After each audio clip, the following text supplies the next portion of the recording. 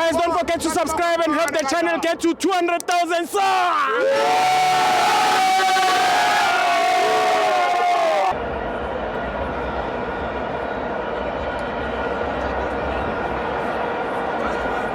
Welcome to my fans on TV. It's the Petway Premiership. Richest Bay 1, cheaper 1. I'm joined by Mugaga. Yes, Chibo Njayami. You know, we love this football. We follow this football. We enjoy this football. Sure, Chinaman. And I'm trying to set up Sinville, Chibo.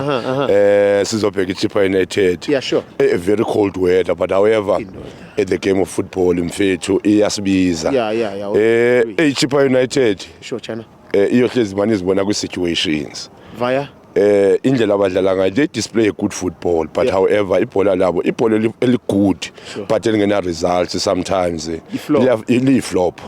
They play a very good football. Chippa United, one of the teams that now Monosbega uzibukele, and then that's why some teams will discover ukuthi ziyahamba ziyolanda ama players kulama team abo cheaper, so because of they have quality good players, not even quality but good players, but however at some point you discover that ama results wabo akabi grand aga convince ama results wabo because of even now uyabona ukuthi hayi man no bona abadlala ibhola eli grand, they attack, they do everything, but then ukumisa ama chances hayi leyo it means that lelo bhola lakho awu benefit anything mosikulo.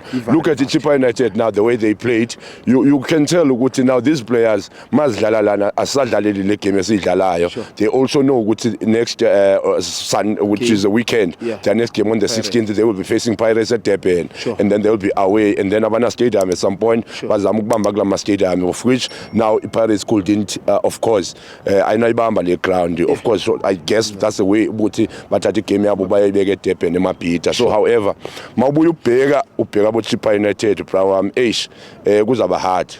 Kuzaba hard. These are the teams ebhlungu ngayo, zinama team eziwatargetayo. Zinama team eziwatargetayo. Same applies to Richards Bay. Richards Bay siyazi ukuthi emhlathuza kuzobuya.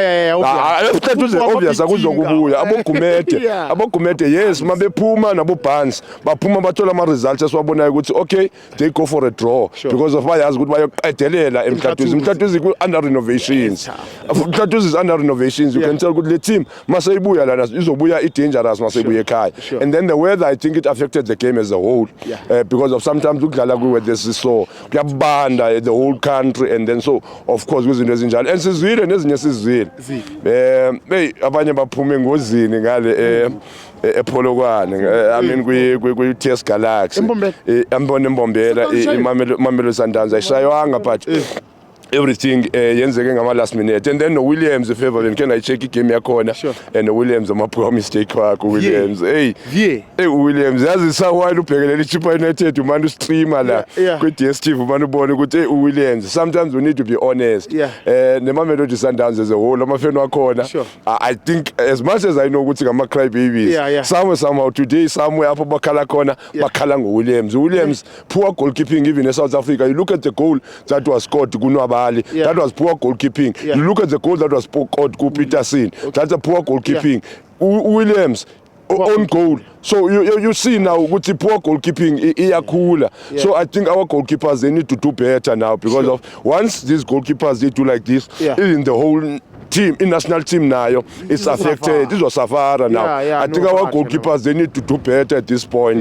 Unabali was once number 1 in Nigeria, and then when you check poor goalkeeping yakhe, and then now uyabona ubesimbona uPeterson esiza poor goalkeeping as well. Williams still continues nama mistake wabo. So zezinye zezinto so esohlala sizicheck. And then Stibo, I know the incident that happened, and then it's good to see me like this with game of football. We are happy, we are enjoying the football. I know what happened or the incident that occurred at Orlando Stadium. We always know Maskinema Stadium that we are responsible for everything. There's a disclaimer at stadiums that says that you are responsible for everything.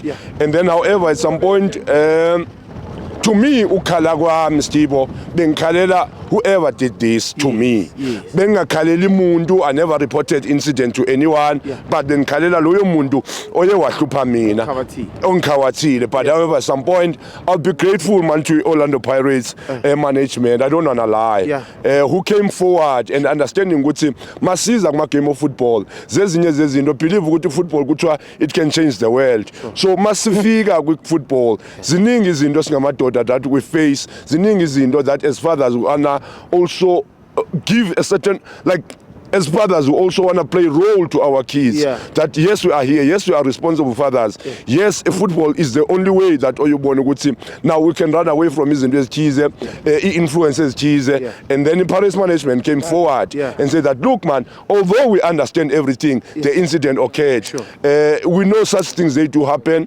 but however when the Paris management took a responsibility ngento ngeyabone yabo because of i-hooliganism promotewa ngabo nomuntu lahlekelwa kusi flop yabo, they are not responsible. But abo sistani mabezofika as a management but look man, we are willing to assist you because of we know good game of football. I will always appreciate that throughout South Africa as a whole, man. I want to say thank you to everyone who noticed ukuthi no man, this was not just about the team or anything, but yazi mawusu uphuma unengane uphethe ingane because of i-aim yami ukuthatha ingane ngiyibeke grand. But I want to say thank you to uSistandi, I want to say thank you to Orlando Pirates. Trust me, Orlando Pirates is a community. That's why sesibazi thina ukuthi secret yabi kuma fans. Thina siyabazi ukuthi when the fans are silent, ibhola labo liba phansi. So leyo nto ngizama ukubonisa ukuthi thina siyabazi ukuthi kwenzakala kanjani, ukuthi now masithi kubona ama fans isihlokoloza ama fans. Sometimes ayazi ukuthi ama friends aba flat, i-team iba flat. Kwaphakama ama fans kwaphakama ingoma, i-team yaphakama. So zezinye zezinto, but I want to be grateful. I want to say thank you to South Africa as a whole. Mr. TK Yongciza, who came forward, Makrotman, Umkhulu, was a look man and we've had the incident, but however, we are willing to help you as much. Although Nami being Caesar forward in City Mina, Gitela lo oyetwa, Nami Gizos Mela Kumchita ONZ incident. But however, no one was responsible for that because of when you go to stadium, we was enjoy our Tina, we finance ourselves, we do our thing because of it's what we love. But however, whoever came forward, I will be very, like those who came forward from the team, from Mr. TK Yongciza, uRhotman ngiyabonga kakhulu, uSistandi ngiyabonga kakhulu. Ibhola ngeke liphele. Ivision iyodwa eBholeni bro is to make sure that alikho iplayer edlala on an empty stadium. There will never be a player edlala empty stadium sikhona. Kusasa se-FNB, Saturday se-FNB. Uma kuyenzeka usibone siseDurban, ungasibona eDurban Sunday. Siyobe sikhona. Ngeke ibhola liphele salithanda. Ngiyabonga Sipho Njaya. Thank you China man.